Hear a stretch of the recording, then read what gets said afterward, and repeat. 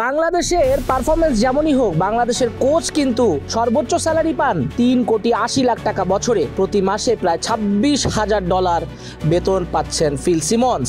চন্ডিকা হাথুরুসিং এর সঙ্গে বিচ্ছেদের পর 2024 সালের অক্টোবর মাসে স্বল্পমেয়াদী চুক্তিতে বাংলাদেশ জাতীয় ক্রিকেট দলের প্রধান কোচ হিসেবে নিয়োগ পান ক্যারিবীয় কোচ ফিল সিমন্স। তার প্রাথমিক চুক্তির মেয়াদ ছিল 16 অক্টোবর 2024 থেকে 15 মার্চ 2025 পর্যন্ত। এই 5 মাসে সিমন্স বাংলাদেশের কোচ হিসেবে ভূয়সী প্রশংসা কুড়ান। ওয়েস্ট ইন্ডিজ সফরে একটা টেস্ট, 3টা টি-20 ম্যাচ জেতে বাংলাদেশ। পাশাপাশি আফগানিস্তানের বিপক্ষে শারজাতে একটা ওয়ানডে জয়ে নেতৃত্ব দেন সিমন্স। এরই ফলস্বরূপ 62 বছর বয়সী এই কোচকে 1 এপ্রিল থেকে 2 বছর 8 মাসের জন্য অর্থাৎ 30 নভেম্বর 2027 পর্যন্ত বিসিবি পূর্ণ দায়িত্ব দেয়। নতুন চুক্তি অনুযায়ী সিমন্সের প্রথম বছরের বেতন $26,000, দ্বিতীয় বছর দায়িত্ব পালন করলে $27,000 পাবেন, তৃতীয় বছর পাবেন $28,000।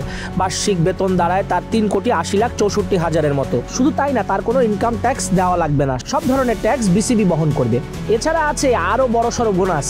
আইসিসি টুর্নামেন্টে বাংলাদেশকে সেমিফাইনাল উঠাতে পারলে $25,000 বোনাস পাবেন বেতনের বাইরেও। ফাইনালে উঠাতে পারলে $50,000 পাবেন, চ্যাম্পিয়ন হলে $1,00,000 পাবেন। বাংলাদেশ এশিয়া কাপ জিতলে $25,000 পাবেন অতিরিক্ত। তবে আরেকটা বড় শর্ত আছে, সেটা হলো বিসিবি তাকে ইচ্ছে মতো বরখাস্ত করতে পারবে না।